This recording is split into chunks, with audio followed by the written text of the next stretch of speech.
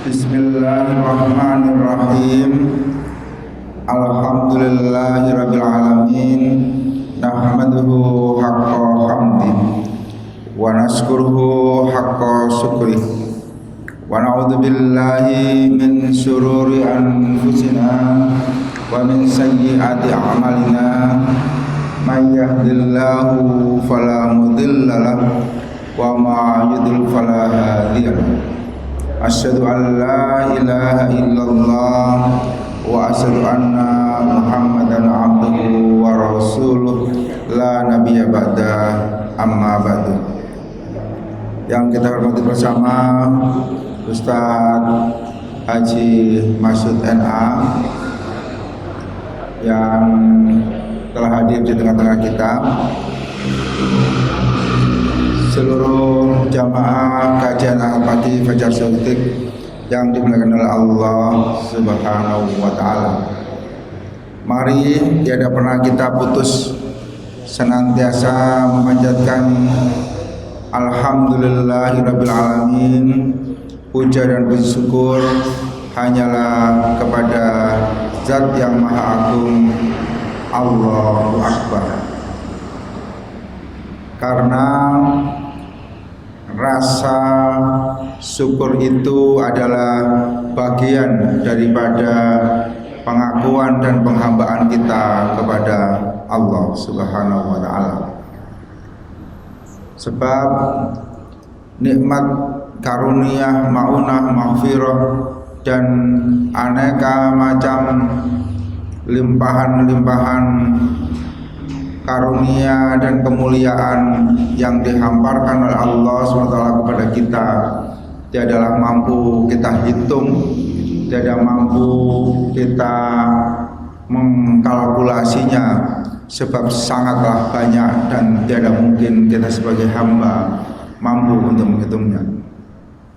Apalagi di tengah-tengah pandemi seperti ini, tidak hanya kesehatan yang menjadi sesuatu yang sangat kita dambakan, tetapi kita baru tahu, atau mungkin bukan baru tahu, kita sudah tahu lama, tetapi kesadaran kita jauh lebih tumbuh lagi.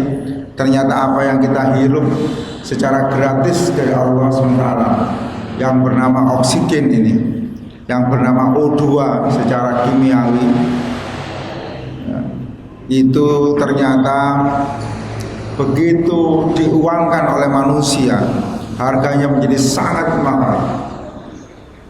Harganya menjadi sesuatu yang fantastis.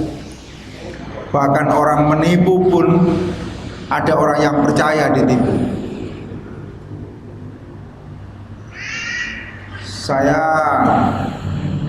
dimintai tolong oleh kawan kira-kira seminggu yang lalu untuk mendapatkan oksigen.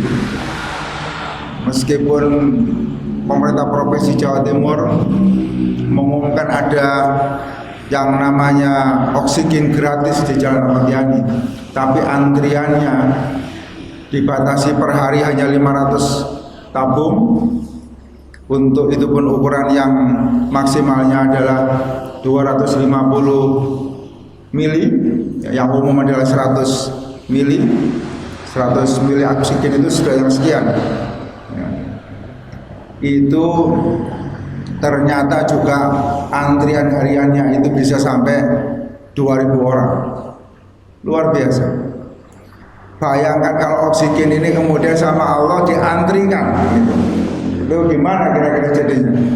Boleh Anda dapat oksigen, syaratnya membaca syahadat, terus kemudian antri, gitu namanya. Maka saya sangat yakin, oh iya, ayat yang kemudian berbunyi, kalau Allah menginginkan semua kalian beriman, pasti beriman. Ya caranya begitu kira-kira gitu.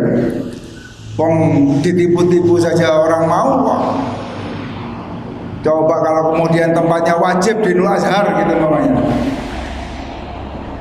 Itu pasti tidak hanya orang Porong yang antri, tidak hanya orang Sidoarjo yang antri, ya orang mana-mana antri. Bayangkan itu semua kalau terjadi, maka sesungguhnya keberimanan itu adalah tinggal kita ini ikhlas atau tidak. tidak hanya mau melaksanakan, tetapi butuh mukhlishina lahuddin. Dalam beragama itu butuh sebuah keikhlasan luar biasa. Karena Allah memberi kepada kita ini sangat luar biasa. Itu rasa syukur yang baru hanya satu item, tapi kalau ditambah 2 item, 3 item, itu semakin banyak. Siapapun yang pernah sakit COVID, saya ingatkan, bagi yang belum sakit, jangan coba-coba berani mengatakan mana COVID-nya, saya tak sakit. Jangan coba-coba ngomong begitu. Karena sakit COVID itu, saya ulang-ulang, sakitnya sakit sekali. Mungkin yang pernah sakit kecetit, kemarin ada kawan saya kecetit, itu sambatan sakit. Tapi dikasih Voltaren 2, selisih 1 jam sudah tidak sakit. Tapi orang sakit COVID, saya pernah kasih yang namanya obat Tramadol. Kalau pernah tahu ibu-ibu yang pernah operasi,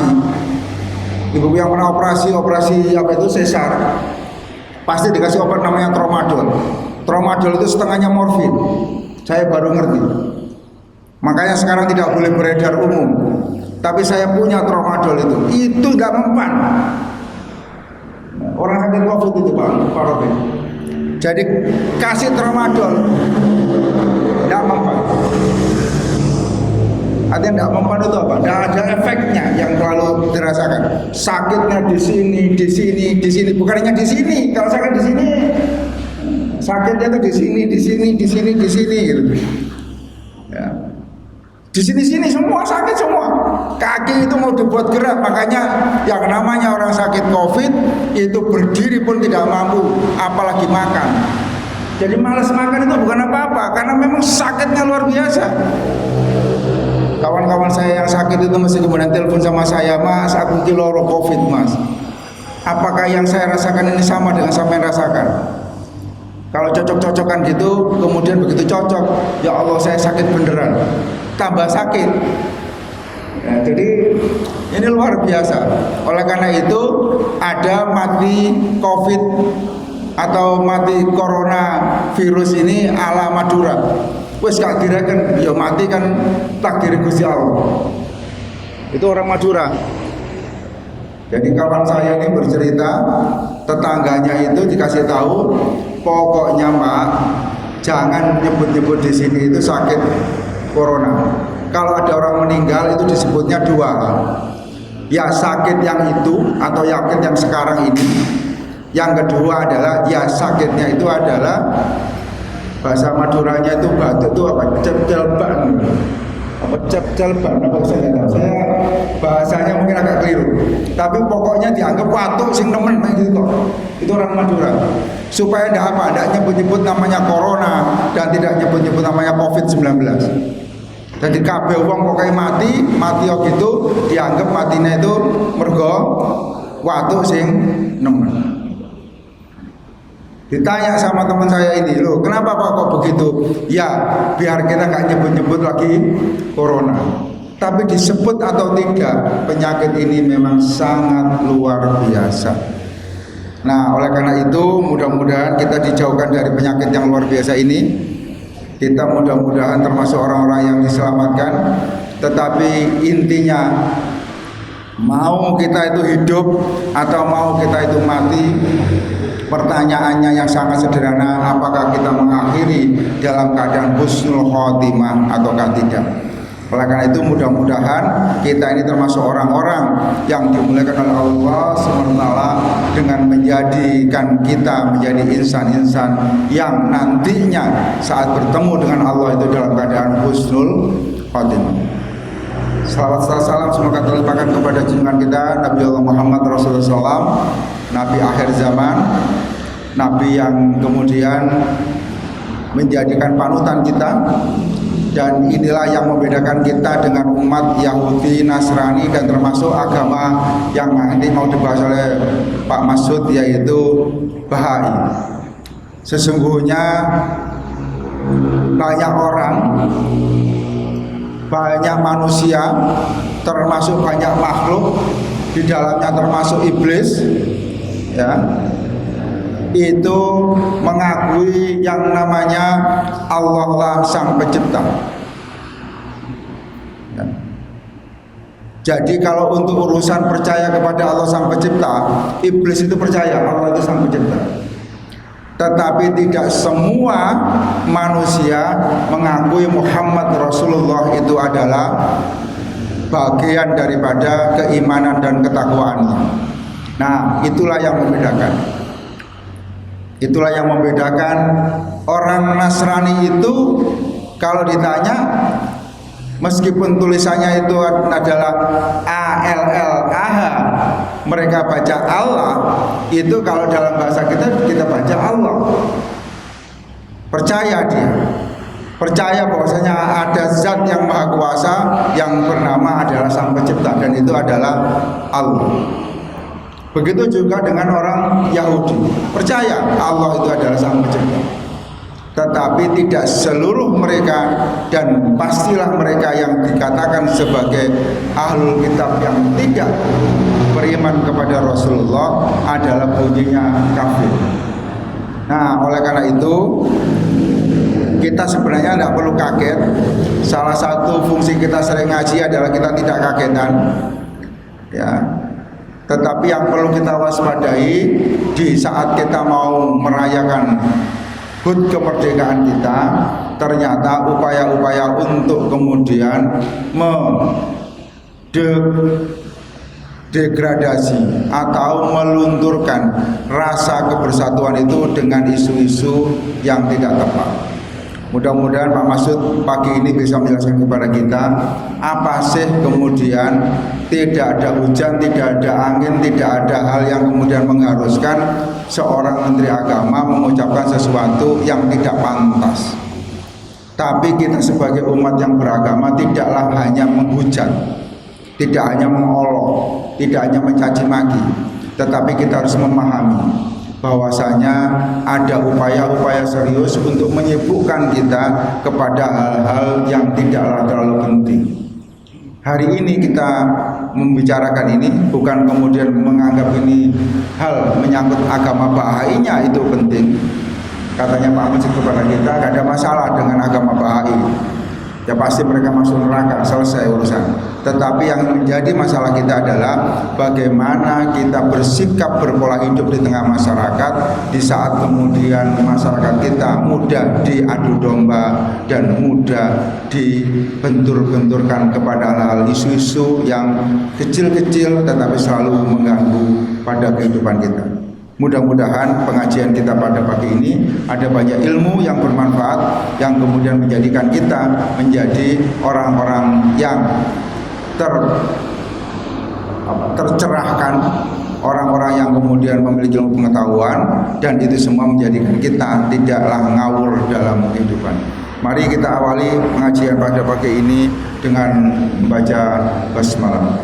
Bismillahirrahmanirrahim. Selanjutnya kepada Pak Ustadz Haji Masud NA kami persilakan.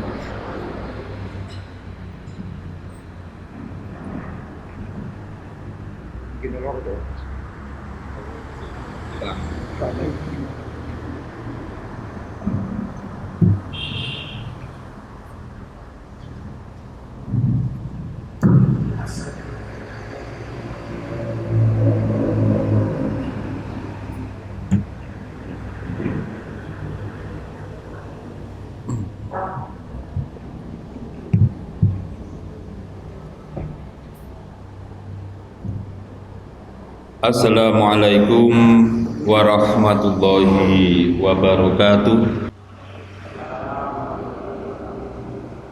Alhamdulillahilladzi arsala rasulahu bil huda wa dinil haq liyudhhirahu ala dini kullihi walau karihal musyrikun. Asyhadu an la ilaha illallah wahdahu la syarikalah wa asyhadu anna Muhammadan abduhu wa rasuluh la nabiyya ba'dah. Allahumma sholli ala Muhammad wa ala alihi wa ashabihi wa tabi'ina wa man tabi'ahum ila yaumi yub'atsun, amma ba'du. Jamaah Fajar Shodiq Nurul Azhar yang dirahmati Allah, kita panjatkan puji syukur kehadirat Allah Subhanahu wa taala yang senantiasa mencurahkan rahmah, hidayah dan inayahnya kepada kita, sehingga nur iman dan Islam senantiasa tertanam kokoh dalam kalbu kita. Salawat serta salam senantiasa terlimpahkan pada junjungan kita Nabi Muhammad sallallahu alaihi wasallam yang telah mengantarkan kita ke jalan kebenaran hidup, yakni dinul Islam, yang kebenarannya dapat dibuktikan sejak dulu, sekarang maupun di masa mendatang. Jamaah Fajar Shadiq yang dirahmati Allah, kita dari hari ke hari, dari bulan ke bulan, dari tahun ke tahun, bahkan dari abad ke abad, selalu direcoki dengan urusan-urusan teologis atau urusan-urusan yang berbau agama. Di mana baru-baru ini ketika kita sedang fokus menyelamatkan penduduk bangsa Indonesia dari ancaman corona yang ganas, kemudian kita dikasih sedikit letupan yang diucapkan oleh Menteri Agama. Beliau menyampaikan ucapan selamat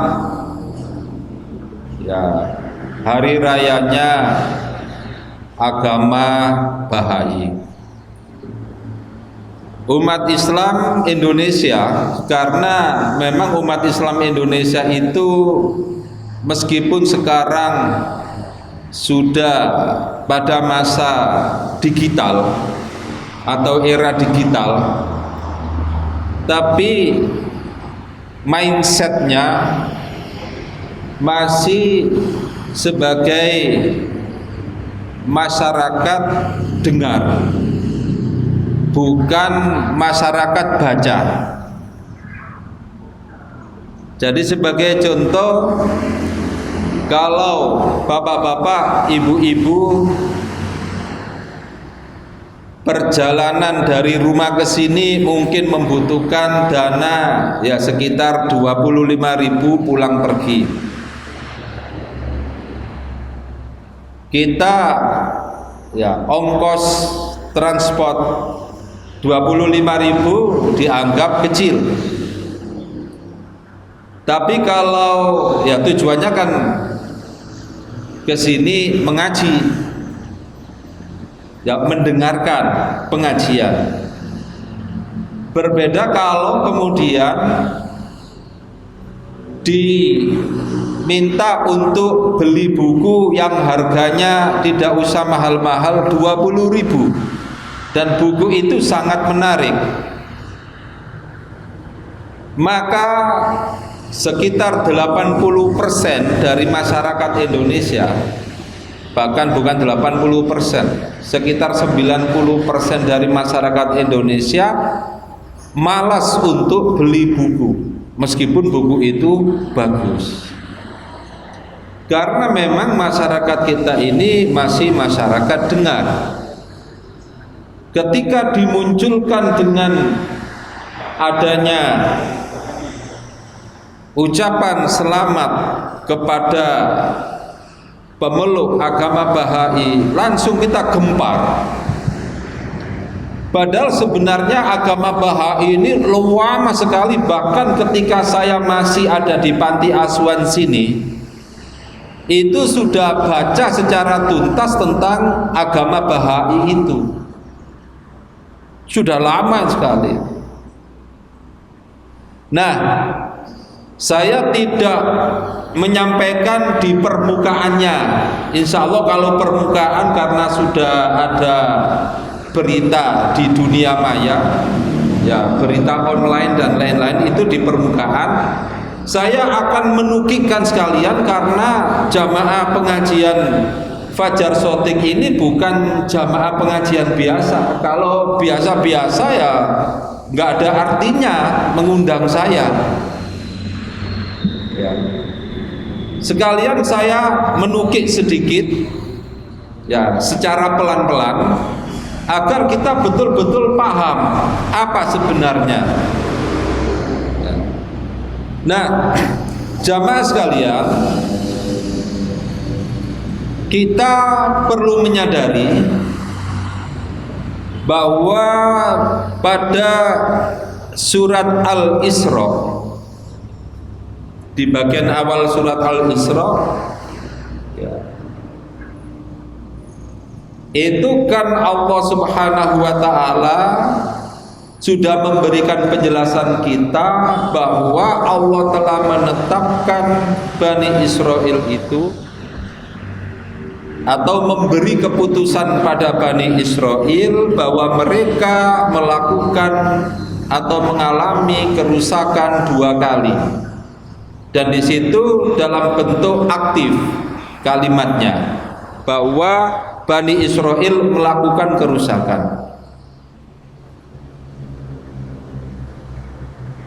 Saya ambil yang langsung poin ketika pada tahun 586 sebelum Masehi,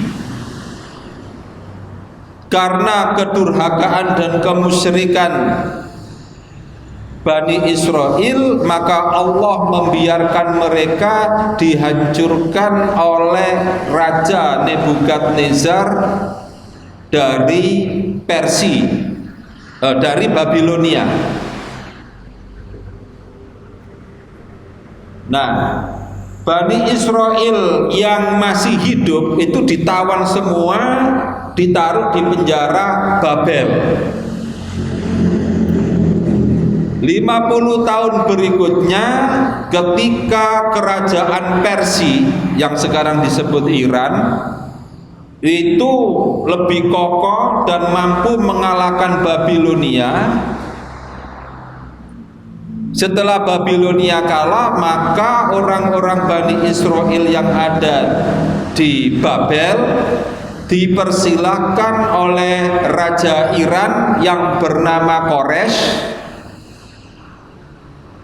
Nah, kalau bahasa Inggrisnya itu Cyrus, Kores itu Cyrus ini sampai sekarang dipakai lambang oleh Yahudi dalam dunia keuangan atau perbankan.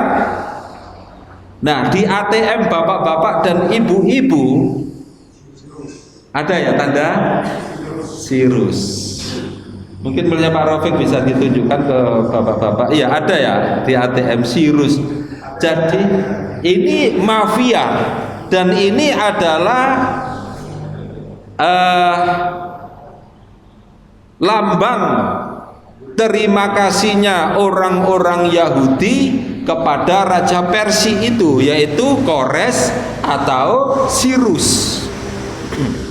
Nah, ATM sampean kan ada, kalau bisa ada logo Cyrus itu di ATM manapun sampean, ATM BCA atau BNI kan bisa ambil uang di ATM manapun juga.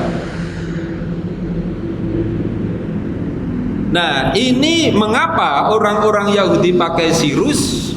Ya, pakai nama Cyrus itu lambang tanda terima kasih mereka kepada Raja Persia itu.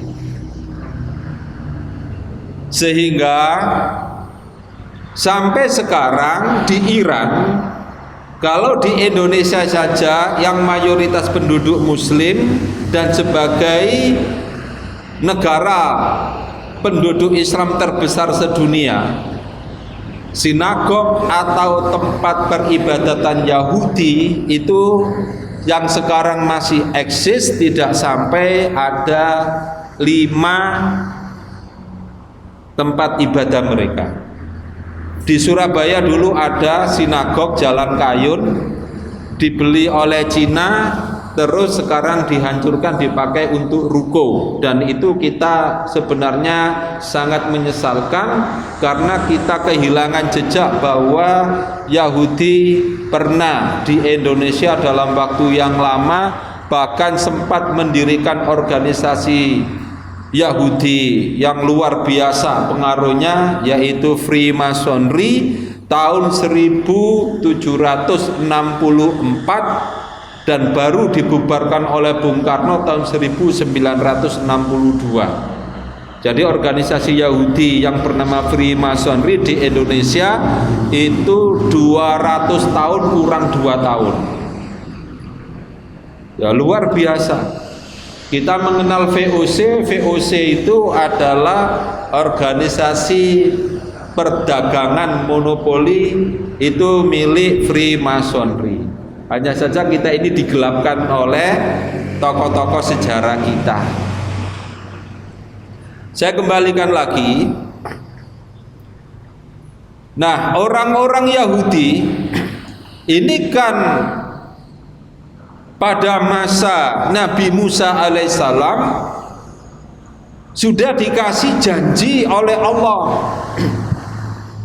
Kalau kita membuka lembaran Al-Quran pada surat Al-A'raf ayat 155 sampai ayat 157, itu jelas sekali. Ketika Bani Israel di masa Nabi Musa baru saja mendapatkan anugerah nikmat dari Allah, diselamatkan dari genosida yang dilakukan oleh Fir'aun, ditinggal Nabi Musa untuk berkholwat pada Allah selama 40 hari 40 malam, ternyata mereka melakukan kemusyrikan. Nah, setelah itu disuruh bertobat,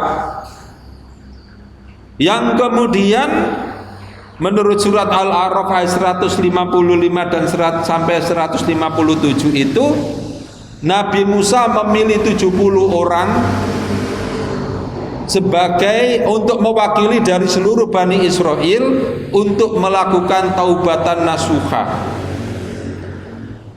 Saat melakukan taubatan nasuha itu ternyata kemudian ada gempa yang luar biasa. Nabi Musa berdoa dan kemudian Allah memberikan janji kepada Bani Israel, di mana janji itu bahwa Bani Israel akan mendapatkan anugerah Allah selamanya asalkan mereka ini beriman kepada Allah, beriman pada hari akhir, menegakkan sholat, dan beriman kepada firman Allah. Yang dimaksud dengan beriman kepada firman Allah itu yang ayat 157, alladzina yattabi'una ar-rasulan nabiyyal ummiyal ladzi yajidunahu maktuban indahum fit taurati wal injil,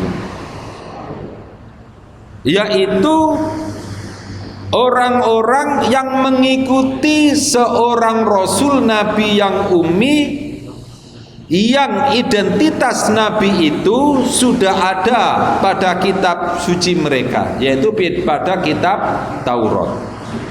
Nanti pun tertulis di dalam kitab Injil. Nah, mereka setelah hancur itu mereka punya harapan yaitu nanti akan muncul sang Hamasyah. Hamasyah itu bahasa Arabnya Al-Masih. Kalau Hamasyah itu bahasa Ibrani, bahasanya orang-orang Yahudi. Nah, di antara orang yang disebut Hamasyah atau Al-Masih oleh orang-orang Yahudi bukan hanya Nabi Isa, bahkan orang-orang Yahudi menganggap Nabi Isa itu adalah Al-Masih yang palsu. Malahan orang yang bukan Bani Israel, yaitu Raja Persia yang bernama Sirus, itu mereka menyebutnya Al-Masih atau Hamasyah.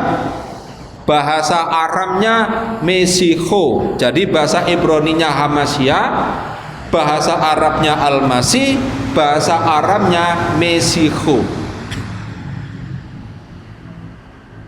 Nah itu termasuk Kores atau Sirus itu.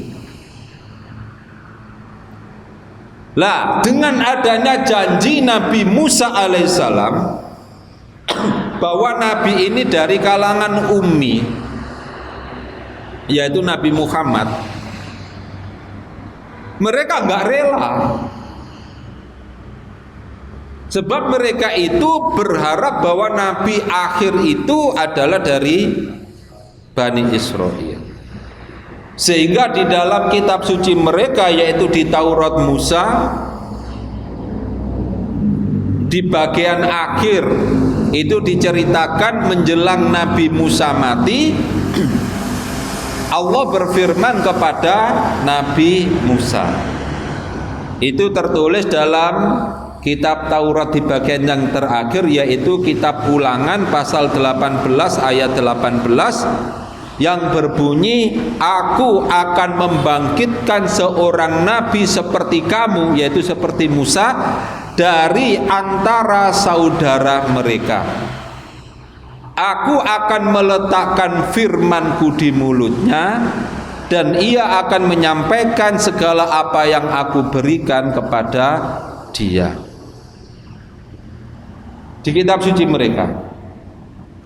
Nah ini sudah dirombak. Yang dimaksud dengan seorang nabi seperti Nabi Musa itu adalah dari kalangan Bani Israel, bukan dari kalangan luar Bani Israel. Yang kata Nabi Muhammad pada naskah kuno kitab suci mereka itu masih ada nama Nabi Muhammad ya.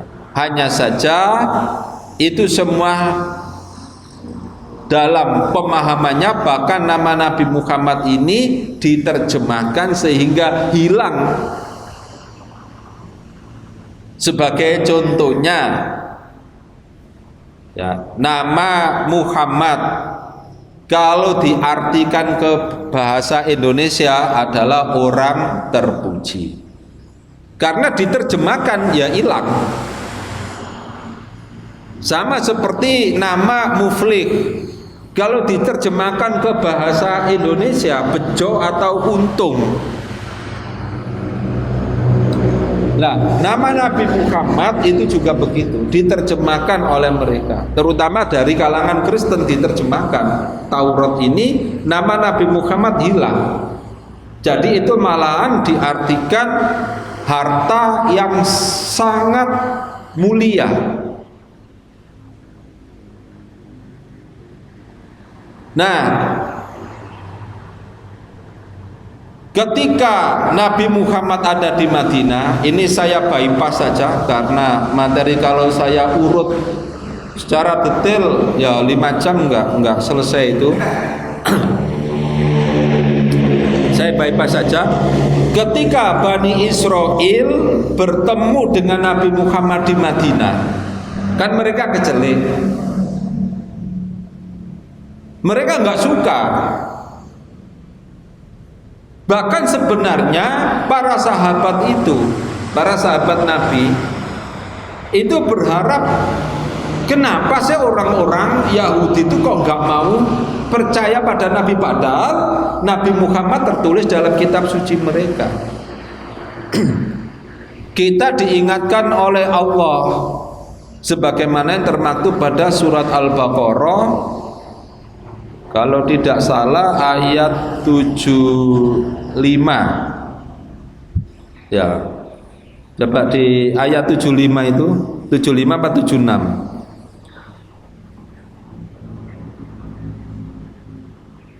Ah, 76. Afatatma'una ayyuminu lakum wa qad kana fariqam minhum yasma'una kalamallahi tsumma yuharrifunahu min ba'di ma aqaluhu wa hum ya'lamun. Ayat keberapa itu, Bu? 75. Oh iya. Apakah jadi Allah ini mengingatkan pada para sahabat, apakah kamu berharap agar mereka itu beriman kepadamu, agar orang-orang Yahudi itu beriman kepadamu? Padahal mereka ini telah mendengar firman Allah. Kemudian setelah mereka memahami tentang firman Allah itu, kemudian mereka merubahnya, terutama yang berkaitan dengan masalah nubuat kenabian Nabi Muhammad SAW. Nah, untuk meruntuhkan wibawa Rasulullah, orang-orang Yahudi melakukan intrik-intrik, melakukan makar, sehingga kita menyebut mereka sebagai orang munafik yang dipelopori oleh Abdullah bin Ubay. Melakukan makar terhadap Nabi, tapi tidak berhasil. Terus mereka melakukan makar, fitnah, melakukan intrik-intrik, melakukan provokasi dan lain-lain.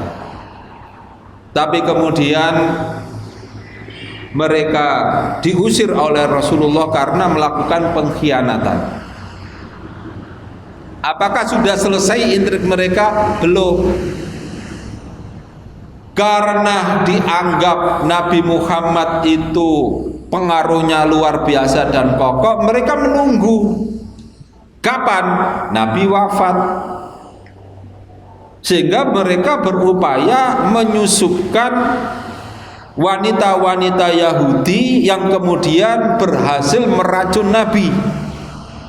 2 sahabat meninggal langsung, ya, makan daging yang sudah dikasih racun oleh wanita itu. 2 sahabat meninggal. Nabi, ya karena dia sebagai utusan Allah, ya sudah makan. Nabi itu sudah makan. Tapi kemudian sebagian ya sudah masuk ke perut, sebagian bisa dimuntahkan. Ya, yang baru di mulut bisa dimuntahkan. Nah itu kalau orang biasa ya mati seketika. Nah, Nabi SAW diselamatkan oleh Allah.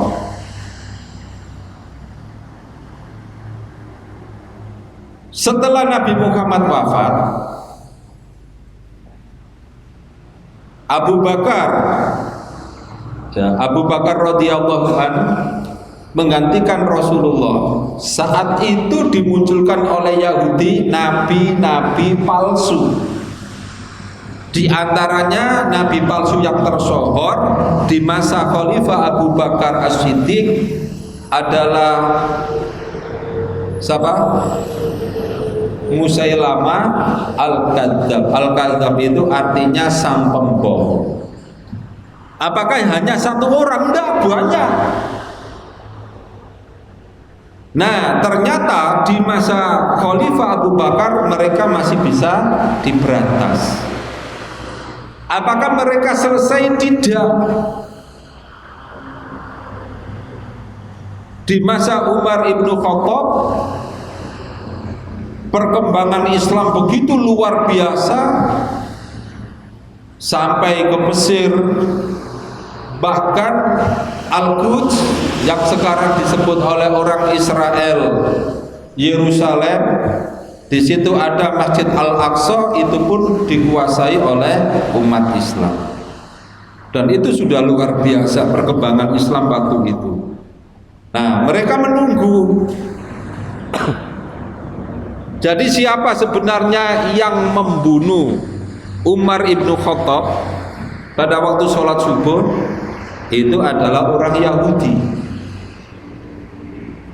karena dianggap membahayakan eksistensi Yahudi. Setelah itu Utsman bin Affan. Saat Utsman bin Affan itu sudah dimunculkan lagi provokasi-provokasi oleh orang-orang Yahudi.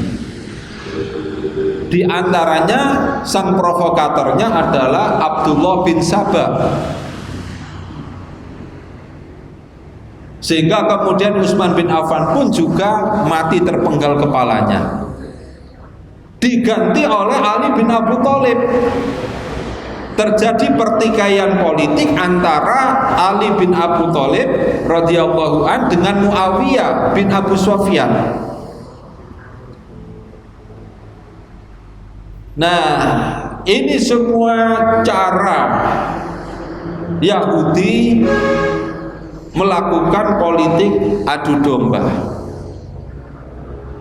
yang kemudian pada akhirnya terjadi peperang antar umat Islam sendiri, dan pada akhirnya ya singkat cerita Muawiyah yang jadi Ali bin Abi Thalib dibunuh oleh orang-orang Khawarij, yang asalnya orang Khawarij itu adalah orangnya Ali bin Abi Thalib sendiri, orang-orang yang berada di pihak Ali bin Abi Thalib. Tapi Ali bin Abi Thalib dibunuh oleh orang Khawarij. Ya, itu Khawarij itu artinya aliran sempalan. Ya, aliran sempalan. Berasal dari kata khoroja. Khawarij itu orang-orang yang keluar dari golongan. Dan pada akhirnya setelah Ali bin Abi Thalib meninggal, diganti oleh Muawiyah. Muawiyah meninggal diganti oleh Yazid bin Muawiyah, dan ternyata anaknya Ali bin Abi Thalib dibunuh oleh Yazid bin Muawiyah, terutama di kasus Karbala. Dan ini semua adalah intrik dari Yahudi, di mana kemudian dengan dalih membela Ali bin Abi Thalib, orang-orang Persia yang sekarang disebut Iran, yang tadi saya sebutkan telah berjasa pada orang-orang Yahudi, rajanya yang Kores atau Sirus itu. Nah, secara teologis perlu diingat, hari Natal yang diyakini oleh orang-orang Kristen tanggal 25 Desember itu adalah hari kelahiran anak dewa matahari yang bernama Mitra, yang diyakini oleh orang-orang Persia. Yang diyakini oleh orang Persia. Orang Yahudi punya ikatan emosional dengan Raja Persia. Ya, punya ikatan emosional. Hubungan emosional yang lama ini dipakai oleh orang-orang Yahudi untuk melahirkan aliran Syiah. Nah, doktrin aliran Syiah itu untuk menghancurkan Islam. Kalau mereka gagal menghancurkan wibawa Rasulullah, maka di Persia ini orang-orang Yahudi berupaya menghancurkan wibawa para sahabat. Ajaran, coba dilihat ajaran Syiah itu adalah mereka mengatakan bahwa Abu Bakar, Umar, Utsman ini adalah pengkhianat. Ya, pengkhianat. Mohon maaf, terkadang kita tidak terasa di pujian-pujian kita itu, ya pujian di masjid, musola, Abu Bakar, Umar, Utsman, Sayyidina Ali. Loh kenapa Abu Bakar, Umar, Utsman kok tidak disebut Sayyidina Abu Bakar, Sayyidina Umar, Sayyidina Ali, apa Sayyidina Utsman, tapi yang disebut hanya Ali bin Abu Thalib. Nyocokkan lagunya ya. Nah, di situ mereka cara mendoktrin kita. Jadi di mana-mana kita didoktrin begitu nggak terasa.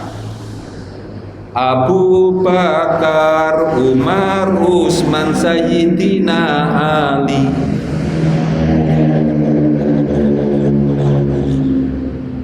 Nah, terutama di kitab Tiba yang kemudian diadakan di Bahan, ya marhaban ya Jaddal Husaini, ya. Marhaban, selamat datang wahai ya, kakeknya dua Husain, yaitu Hasan dan Husain, putranya Ali bin Abu Thalib. Di sini letaknya. Jadi awal cerita Bahai ini kita runtut dulu. Jangan langsung Bahai sejarah Bahai berdirinya, nanti dulu. Nah, jadi sebenarnya aliran Bahai itu sempalan dari Syiah. Ya. Nanti kita baru tahu. Nah sementara ini kita anggap lepas dari Syiah, enggak, ini ada urutannya. Sejak Yahudi hancur tahun 586 sebelum Masehi. Jangan hanya di permukaannya saja. Nah, dari sini makanya di Syiah itu ada Syiah Syabaiyah. Syiah Syabaiyah itu didirikan oleh Abdullah bin Sabah. Abdullah bin Sabah itu tokoh munafik dari Yahudi.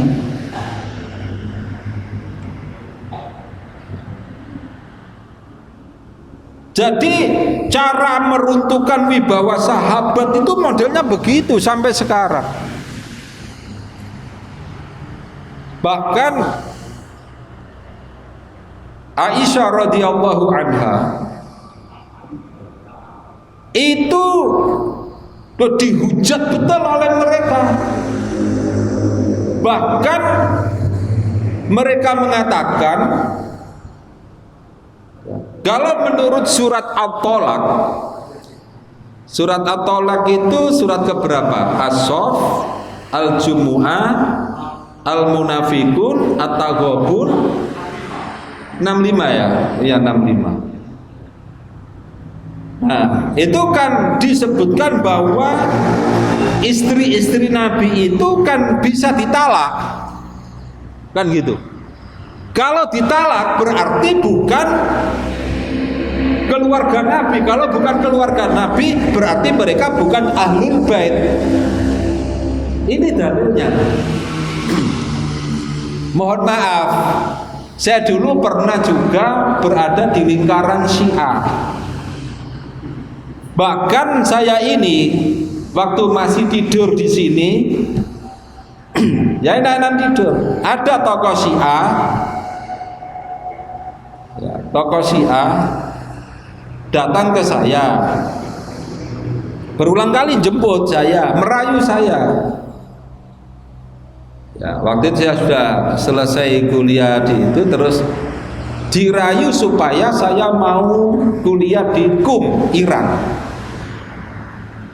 Tapi waktu itu saya nggak ngomong ke Ustadz Haji Abdul Rahim Nur, ya, bahwa orang ini merayu saya untuk kuliah di Qum. Ya saya tertawa aja. Lucunya saya pernah diajak ke Surabaya, ke Jalan Sukodono Surabaya dekat Arnatim, untuk belajar ilmu mantek ke Ustadz Idris. Ustadz Idris ini lulusan Qum, ya tokoh Syiah Jawa Timur. Ya saya tertawakan, ngapain saya belajar ilmu mantik? Wong saya usia 16 tahun di masjid sini saya diajari oleh Ustadz Abdul Rahim Nur. Waktu saya masih SMA kelas 1. Saya sudah diajari ilmu mantik. Dan sampai sekarang kalau saya ngajar ilmu mantik, saya nggak usah bawa buku masih hafal. Karena mahasiswa Usuluddin, ya Usuluddin IAIN yang satu kelas dengan saya itu di luar kampus mereka minta ya diajari ilmu mantik. Yang ngajari teman saya sendiri, karena saya sudah diajari oleh Ustadz Abdul Rahim Nur, dan saya ngajar tanpa bawa buku bisa kok, hafal saya. Sampai sekarang kalau disuruh ngajari ilmu logika, ilmu mantek atau filsafat logika, saya nggak bawa buku masih hafal saya. Loh kok malah diajak supaya belajar ilmu mantek pada Ustadz Idris? Saya tertawakan. Nah, jadi cara mereka, ya, saya kembalikan ke Yahudi lagi yang masuk di Syiah itu. Mereka berupaya meruntuhkan wibawa sahabat dengan model itu, menghujat sahabat bahwa sahabat itu pengkhianatnya Nabi. Yang seharusnya setelah Nabi Muhammad itu ya diganti oleh Ali bin Abu Thalib, bukan diganti Abu Bakar, Umar, Utsman. Nah, ini tampaknya mereka udah berhasil mulai menggoyang, dan pada akhirnya maka terjadilah hingga sekarang ada yang mereka sebut Islam Sunni dan ada Islam Syiah. Ini pecah. Nah, di antara ajaran dari Syiah itu adalah mereka punya keyakinan punya 12 imam Isna Asyariyah, 12 imam,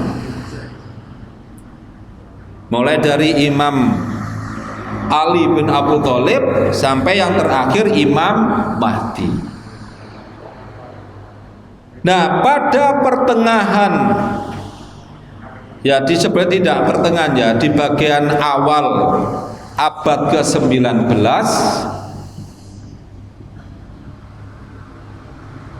ini tokoh-tokoh Syiah sudah mempropagandakan tentang Imam Mahdi, di mana mereka juga meyakini bahwa Imam 12 itu sementara ini disembunyikan oleh Allah, dan menjelang akhir zaman mereka dimunculkan lagi, terutama Imam Mahdi. Nah, kemudian pada awal abad ke-19 dari mullah-mullah ya, atau imam-imam agama Syiah ini ada yang punya keyakinan agak menyempal bahwa Imam Mahdi itu sebenarnya akan diturunkan oleh Allah, dimunculkan oleh Allah pada abad ke-19 Masehi ini. Nah, di antaranya yang punya keyakinan itu adalah Syekh Husain, yang mereka sebut Mullah Husain. Mullah Husain ini menggerakkan keluarga dan famili-familinya mencari orang yang akan menjadi pembuka bagi Imam Mahdi ini. Dan dia ini harus keturunan Nabi, katanya. Akhirnya keluarganya digerakkan mencari. Nah, di suatu hari, ya lanjut ini.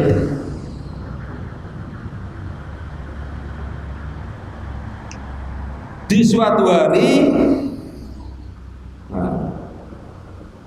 Syekh Husain ini kemudian ketemu dengan Ali Muhammad ini. Ali Muhammad ini pakai surban hijau, bertemu dengan dia, kemudian ngomong-ngomong, kemudian diyakini oleh Mullah Husain bahwa Ali Muhammad ini adalah sang pembuka pintu gerbang bagi munculnya seorang yang menjadi pembimbing manusia sedunia, yang menyelamatkan atau sebagai juru selamat dunia. Maka Ali Muhammad ini diberi gelar atau julukan Al-Bab, pintu gerbang. Bab itu artinya pintu, babun. Nah,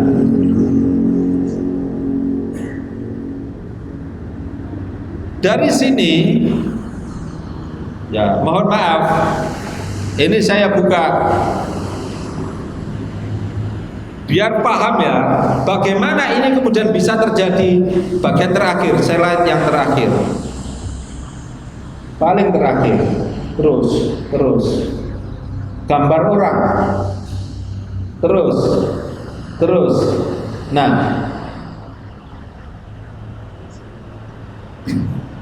ini adalah pendeta Dr. Robert Walean, pendiri Islam Hanif. Ya, kalau pendeta Yusuf Roni itu pendiri agama Kemah Ibrahim. Kalau Robert Walean ini pendiri Islam Hanif, dia pendeta Advent. Ya, pendeta Kristen Advent, rumahnya di Koja, Jakarta Utara.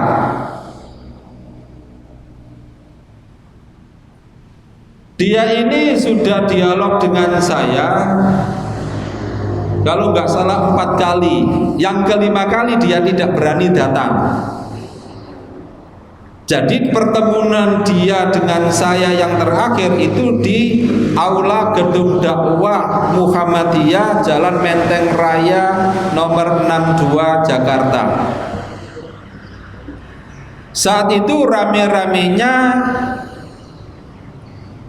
Al-Qiyadah yang nabi palsunya bernama Ahmad Musaddiq sebelum ini. Nah, ini nabi palsu Ahmad Musaddiq. Ini yang mengaku sebagai nabi dan mendirikan jamaah yang bernama Al-Qiyadah yang kemudian bermetamorfose menjadi bernama Gerakan Fajar Nusantara atau yang disingkat dengan Gafatar. Nah, waktu itu rame, dia mengaku telah bertapa di gua Gunung Bunder di Bogor. Kalau ada Pak Iqbal, enak, Pak Iqbal nggak bisa datang. Oh, di Jumada ya? Ya, di Gunung Bogor itu dia mendapatkan wangsit, mendapatkan wahyu, didatangi oleh Jibril, kan gitu. Kemudian mengkonfirmasi tentang dia mendapatkan wahyu itu kepada ahlul kitab. Itu menurut pengakuan Ahmad Musaddiq sendiri. Ya, akhirnya dia menemui ahlul kitab. Di bukunya Ahmad Musaddiq memang tidak disebut yang namanya Robert Walean, tapi dia menyebut pendiri Islam Hanif. Nah, saya langsung nyantol, loh, pendiri Islam Hanif itu adalah Robert Walean. Nah, saat dialog Islam Kristen di Jakarta, Pembicara Muslim waktu itu saya dan almarhum Haji Insan Mokoginta. Nah, saat waktu saya bicara, Robert Walian di sebelah kiri saya. Itu rekamannya ada kok itu. Ya. Saya katakan Robert Walian ini orang pengecut. Itu di depan dia dan di depan 500 ya orang yang hadir saat dialog. Saya katakan dan saya tuding dengan tangan kiri saya, Pendeta Dr. Robert Walian ini adalah orang pengecut. Dia saya tanyai tentang agama Kristen, tentang kitab suci Kristen, nggak bisa jawab. Terus dia menulis buku yang katanya dia sudah dialog dengan saya dan bisa jawab, padahal nggak bisa jawab. Loh, ini orangnya. Dan dialah yang disebut-sebut oleh nabi palsu Ahmad Musaddiq bahwa Robert Walian inilah penasehat spiritualnya Waraqah bin Naufalnya. Sehingga Robert Walian pun juga menyebut dirinya Waraqah bin Naufal dan dia mengaku, saya tuding-tuding itu. Oleh karena itu sebenarnya pendiri agama Al-Qiyadah kemudian menjadi Ghafatar itu sebenarnya bukan Ahmad Musaddiq, tapi pendeta yang bernama Robert Walian. Robert Walian. Nah, oleh karena itu ini sudah dilaporkan ke Mabes Polri, hanya saja tidak ditindaklanjuti.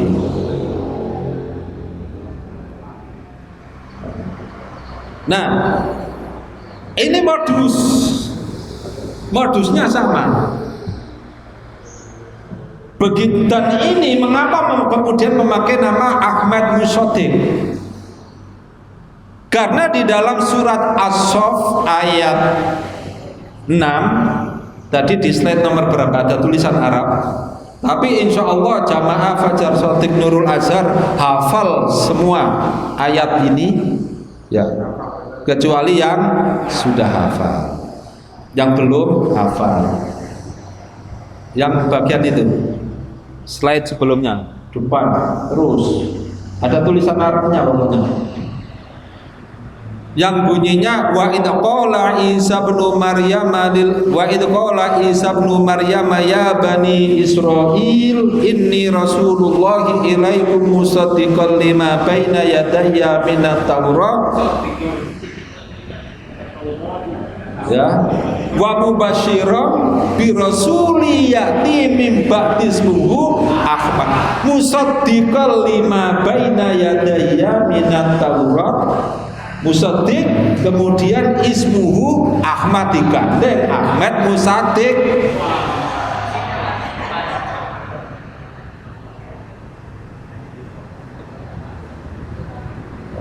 Nah ini jadi, dan ini ternyata pengikutnya luar biasa kan, sampai pindah ke Kalimantan mendirikan komunitas sendiri.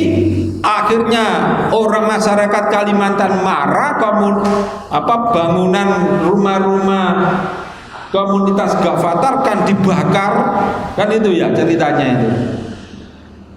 Akhirnya dipulangkan, dan kemudian mereka yang asalnya Muslim dan mayoritas Muslim anggota Ghafatar hampir semuanya murtad. Mereka menyatakan bahwa kami sudah keluar dari Islam. Nah, jadi prosesnya itu sama. Mengapa kemudian ada agama Baha'i?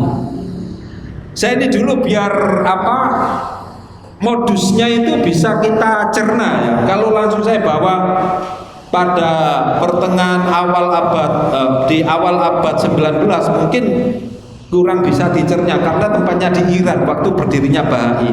Paling gampang berdirinya ini di Indonesia. Nah, ajaran dari Ahmad Mustaddiq ini yang pertama memakai diantaranya memakai dalil dari Al-Quran surat Al-Baqarah ayat 4. Walladzina yu'minuna bima unzila ilaika wa ma unzila min qablik wa bil akhirati hum yuqinun.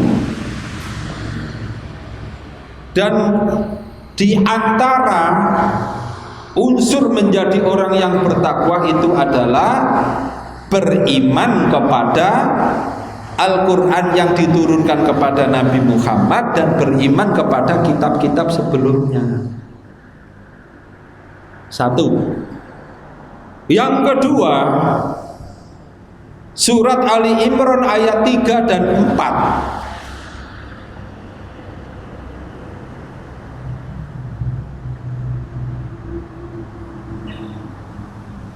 Di situ disebutkan nazzala alaikal kitaba bil haqqi musaddiqan lima baina yadayhi wa anzala taurata wal injil min qablu hudal linnasi wa anzalal furqan. Ya, saya putus itu. Nah, kan di situ disebutkan bahwa Allah menurunkan Al-Quran itu dengan hak yang membenarkan kitab-kitab sebelumnya, yaitu membenarkan kitab Taurat dan Injil. Doktrinnya dari Ghafatar atau Al-Qiyadah, ajaran Ahmad Mustaddiq dan pendeta Robert Walian ini, sebagai orang Islam di samping beriman kepada Al-Quran, ya harus beriman kepada kitab Taurat dan Injil. Lah kitab Taurat dan Injil itu ya ini menjadi satu di dalam Alkitab yang menjadi kitab sucinya orang Kristen. Nah, kemudian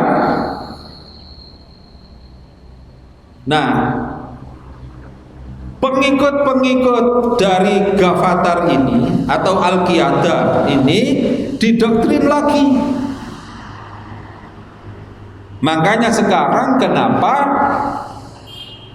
pada waktu Natal orang-orang gereja mengundang orang-orang Islam untuk bersolawat, ya, melantunkan solawat. Untuk apa? Dalam persepsi orang Islam yang diundang ke gereja supaya nanti melakukan mars sholawat Nabi. Bangga, alhamdulillah orang-orang Kristen mengundang saya untuk melantunkan sholawat Nabi. Ini kesempatan berdakwah saya pada orang-orang Kristen. Kan gitu kan? Itu persepsi dari yang diundang. Adapun mengapa maksud gereja mengundang, ya, orang-orang Islam untuk melantunkan sholawat Nabi Muhammad, ya, sholawat pada Nabi Muhammad, karena persepsi mereka adalah tujuannya biar orang-orang Kristen tahu bahwa Nabi Muhammad, nabinya umat Islam itu belum selamat, makanya didoakan dengan sholawat itu. Ini sebab menurut orang Islam sendiri bahwa yang bisa menjamin keselamatan itu bukan Nabi Muhammad. Dan ternyata Nabi Muhammad itu menurut mereka orang Kristen belum selamat, makanya didoakan oleh umatnya supaya selamat. Beda dengan Yesus. Lah mereka kan sudah diperintah, didoktrin supaya juga mempercayai Injil. Beda dengan Yesus. Yesus pada Injil Yohanes pasal 14 ayat 6, Yesus menyatakan, akulah jalan dan kebenaran, akulah jalan dan kebenaran dan hidup. Tidak ada yang sampai pada Bapa di surga kecuali harus melalui aku. Berarti Yesus adalah jalan dan pemberi keselamatan. Nabi Muhammad meminta keselamatan. Dari sinilah kemudian mengapa orang-orang Ghafatar, orang-orang Al-Qiyadah yang asalnya Muslim kemudian keluar dari Islam dan sekarang mereka berpegang dengan kitabnya orang Kristen. Mereka menyatakan keluar dari Islam. Cara-cara seperti inilah yang dulu dipakai untuk menarik orang-orang Islam masuk menjadi menjadi pemeluk agama Bahai. Sama. Jadi modelnya ya juga begitu. Ada orang yang ditokohkan menjadi nabi palsu. Dari bab tadi ya, lanjut. Nah, dari Ali bin Muhammad, kemudian Ali bin Muhammad ini karena dia berupaya bagaimana dia seperti Nabi Musa yang menyiapkan Nabi Muhammad, Nabi Isa juga menyiapkan Nabi Muhammad. Ali bin Muhammad yang kemudian menjadi albab, pintu gerbang jalannya nabi palsu yang bernama Bahaullah ini, yang kemudian nama agamanya disebut agama Bahai, juga begitu sama modusnya. Ya, Ali bin Muhammad yang kemudian diberi gelar Al-Bab itu menyatakan bahwa sama seperti Yohanes Pembaptis atau Nabi Yahya menyiapkan jalan bagi Nabi Isa atau Yesus. Nah, begitu pula Ali bin Muhammad menyiapkan jalan bagi Bahaullah ini, yang sebenarnya nama aslinya Mirza Husain Ali. Ini orang Iran. Dan inilah yang kemudian mengaku sebagai manifestasi atau perwujudan dari Allah. Maaf tadi saya lupa, di Iran bahkan sampai sekarang itu agama yang di sana itu ada Syiah, Yahudi, Zoroaster, ya juga ada Buddha, Hindu, ya di situ campur jadi satu. Nah, Kristen juga di situ. Nah, biar tidak terjadi yang namanya konflik agama, maka ini dijadikan satu. Sehingga mereka mengajarkan bahwa universalitas agama-agama.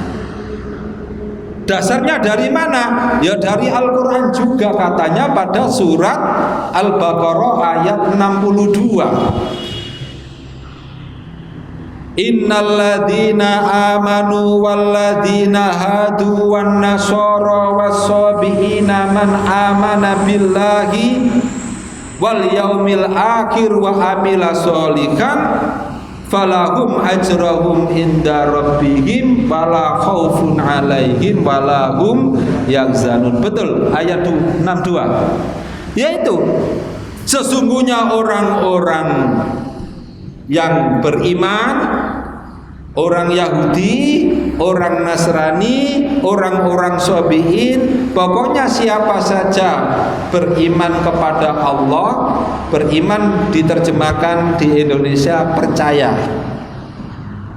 Padahal tadi sudah disebutkan oleh Bapak Firdas, percaya belum tentu beriman. Iblis percaya kepada Allah tetapi iblis tidak beriman. Ya, itu diartikan percaya sekarang di Indonesia itu. Jadi percaya kepada Allah dan hari akhir dan beramal baik, diterjemahkan amal soleh diartikan diterjemahkan amal baik, maka bagi mereka ya pahala di sisi Tuhannya dan tidak ada kekhawatiran bagi mereka. Lah di situ kan disebutkan orang yang beriman yaitu orang Islam, orang Yahudi, orang Nasrani, orang Sobiin. Sobiin itu penyembah bintang. Lah orang Zoroaster, orang Hindu, Buddha, wis pokoknya beramal baik, beriman tentang adanya Tuhan, yaitu sudah. Nah ini dalil mereka. Jadi sudah plek sudah munculnya Bahaiyah ini, yang kemudian setelah Bahaiyah berkembang, ini sudah ada failnya ya. Setelah Bahaiyah berkembang, di India dimunculkan Ahmadiyah. Ya, dimunculkan Ahmadiyah. Modusnya yo sama persis. Nah, kalau Baha'ullah itu mengaku sebagai perwujudan Tuhan, itu pun mengadopsi dari ajaran Kristen. Karena di dalam ajaran Kristen itu disebutkan pada Injil karangan Yohanes pasal 1 ayat 1 sampai ayat 14 disebutkan pada mulanya adalah firman, dan firman itu adalah Tuhan, dan firman bersama-sama Tuhan, dan firman itu adalah Tuhan. Itu yang ayat 1. Yang ayat 14, dan firman telah menjadi manusia. Ini ajaran Kristen, sehingga mereka menyebut karena firman atau Tuhan telah menjadi manusia, yaitu Yesus, ditiru sama Baha'ullah ini, bahwa dia ini perwujudan dari Tuhan.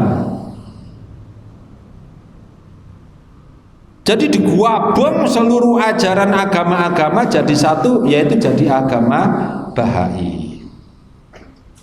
Lah di India dimunculkan oleh Inggris Mirza Ghulam Ahmad. Kalau tadi siapa namanya? Mirza Hussein bin Ali. Betul ya? Nah, jadi ini ayatnya Yohanes pasal 1, itu modusnya seperti itu. Nah, ajaran apa? Ajaran dari Ahmadiyah dengan nabi palsunya Mirza Ghulam Ahmad. Ahmadiyah itu, Mirza Ghulam Ahmad mengaku dia adalah reinkarnasi dari Yesus. Ya. Reinkarnasi dari Yesus, dan Yesus itu pada waktu disalib tidak mati, tapi pura-pura mati suri. Setelah siuman, setelah dikubur 3 hari 3 malam, dia siuman lari ke timur sampai ke Kashmir, mati di Kashmir. Nah, kemudian Mirza Ghulam Ahmad itu adalah reinkarnasi dari Yesus, sekaligus dia adalah Al-Mahdi. Jadi sama Baha'ullah juga mengaku Al-Mahdi. Sama semua. Oleh karena itu, bapak-bapak dan ibu-ibu sekalian, gak usah kaget. Nanti akan dimunculkan lagi nabi, siapa lagi? Nabi palsu. Dan itu semua rekayasa. Pokoknya paling gampang untuk memahami adalah kasus di Indonesia, yaitu Al-Qiyadah atau Gavatar, nabi palsunya Ahmad Musaddiq. Ternyata siapa pendiri agama Al-Qiyadah atau Gavatar adalah seorang pendeta. Ya. Nah, saya sampaikan secara vulgar tentang pendeta Robert Walian, pendiri Al-Qiyadah. Ini bisa saya pertanggungjawabkan karena saya bertemu langsung dan berdialog dengan Pendeta Robert Walean. Bahkan setahun yang lalu saya memergoki komunitas Al-Qiyadah atau Gavatar di pertokoan Citra Garden Sidoarjo sebelah utara Pondok Jati. Saya minta supaya Anda bisa mendatangkan Nabi Anda yaitu Ahmad Musotik. Ternyata sampai sekarang Ahmad Musotik juga gak berani untuk menemui saya. Meskipun di Jakarta, saya di Jakarta, Pendeta Robert Walean sama Ahmad Musotik juga tidak akan berani menemui kami karena kami sudah tahu hal ikhwal mereka. Ya, sementara itu dulu karena ini sudah jam hampir 9, jam setengah 9.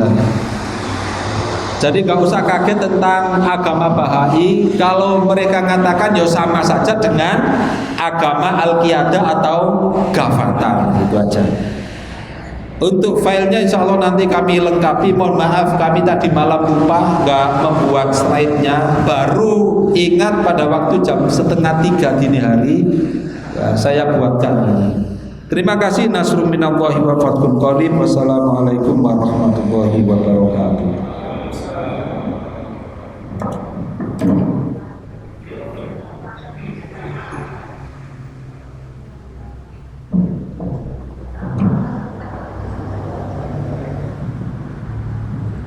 Terima kasih Ustaz Masud. Tak tidak tambah bingung toh. Tambah bingung apa tambah ngerti? Ngerti lah kesimpulan yang dibuatkan. Kalau saya buka forum tanya jawab pasti panjang. Di Zoom sudah ada yang tanya 2 orang. Jadi kalau dibuka tanya jawab pasti nanti jam 10 udah selesai. Ibu-ibu, bapak-bapak pasti ada banyak yang mau ditanyakan. Tapi intinya tadi dari sampai Pak Masud, jadi jamaah itu jangan bingungan, itu satu. Supaya tidak bingungan maka harus sering ngaji. Itu pakem itu sudah. Jadi supaya tidak bingung ya ngaji. Nek ngaji ya jadi bingungan. Nah, ternyata dari waktu-waktu modus itu sama katanya Pak Masud. Caranya sama. Ya. Karena umat Islam itu kalau ditemukan dengan orang yang memang tidak yakin dengan Allah, gampang sudah pasti, nentangnya pasti gampang. Maka rata-rata ngakunya seperti kayak cerita iblis tadi, yang ngakunya adalah percaya kepada Allah. Yang kedua adalah ya pura-pura Islam. Sebenarnya kita ini tidak pernah memasalahkan. Wes kafir mesisan tidak apa-apa. Tapi yang repot adalah cara mempengaruhinya itu adalah seolah-olah dia itu sama dengan yang kita yakini, yaitu berislam itu. Padahal berislam itu adalah tidak bisa sesuka hati. Oleh karena itu mengapa kita diminta udhulu bisilmi kafah. Beragama itu ojo diambil separuh-separuh. Ngambil Al-Quran separuh tok, seayat tok itu bisa rusak kita ini sholat. Yaitu apa? Begitu membaca fawailul lil musholin, dan celakalah orang-orang yang sholat. Gak jadi sholat kita. Ya, mau Allahu Akbar, celakalah orang yang sholat. Ayat ini jelas ini. Ayat ini jelas. Kalau sih bantah nih ayat ini salah, ya makanya tidak boleh ngaji kok melok ping pisan itu mesti cenderung salah itu nanti. Nah, harus rutin ikut ngaji dan sering kemudian kita mendalami ilmu-ilmu yang disampaikan oleh para ustadznya. Nah, kalau sudah seperti itu, fa insya Allah kita tidak menjadi orang-orang yang tersesat. Ya. tidak menjadi orang-orang yang dolim. Mudah-mudahan kita menjadi orang-orang yang muflih tadi, orang-orang yang kemudian kita ini beruntung, dan mudah-mudahan dengan ini kita hidup di dunia menjadi selamat, dan kemudian kita ini mengakhiri hidup di dunia menuju kepada surga Allah juga dalam keadaan kita termasuk orang-orang yang solihin, termasuk orang-orang yang selamat, dan kemudian kita mulia di dunia dan juga mulia di akhirat kelak. Mari kita akhiri ngaji kita hari ini dengan baca doa Rabbana atina fid dunya hasanah wa fil akhirati hasanah wa qina adzabannar. Subhanaka Allahumma wa bihamdika asyhadu an la ilaha illa anta astaghfiruka wa atubu ilaik. Wassalamualaikum warahmatullahi wabarakatuh.